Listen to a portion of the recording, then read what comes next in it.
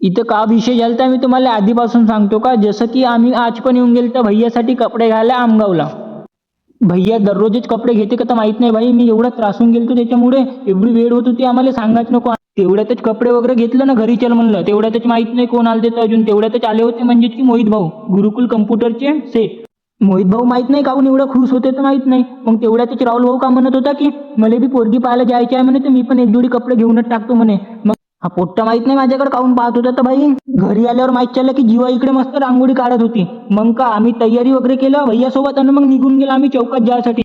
कारण की आपल्या गावी दिवाळीच्या दुसऱ्या दिवशी गाय वगैरे खेळवते. ह्या भैयासोबत मी कधी बी कोणत्या बी प्रोग्राम मध्ये जाईन ना भाई, असाच होते माहित आहे का तुम्हाला. कधी बी उशीरच होते. गावचे लोक आपली वाट पण नाही पाहिला. मग का तेवढ्यात चिकू येऊन गेला. चिकू सोबत हॅपी मुवमेंट झालं. अजून जीवा पण येऊन गेली होती. जीवा माहित नाही एवढी काहून लाजत होती, पण ते खुश होती. तिला आज नवीन कपडे भेटले म्हणून. आपल्या गावी लहान लहान पोट्ट्याच्या पण मॅटर होते भाई, माहित आहे का तुम्हाला. एवढ्या दिवसानंतर आम्ही सगळे मित्र एकत्रित जमलो होतो ना भाई, तुम्हाला काय माहित आहे. म्हणजे एवढा हॅपी मुवमेंट होता आमच्यासाठी की सांगायचं नको. मी विचारच करत होतो भाई की कोणाची तरी कमी आहे आपल्या मैफिलमध्ये. ते कमी होती आपल्या सचिनची. सचिन शिवाय मैफिलमध्ये मजाच नाही येत, तुम्हाला काय माहित आहे. मग हे का पाहत होते माहितच नाही फोनमध्ये.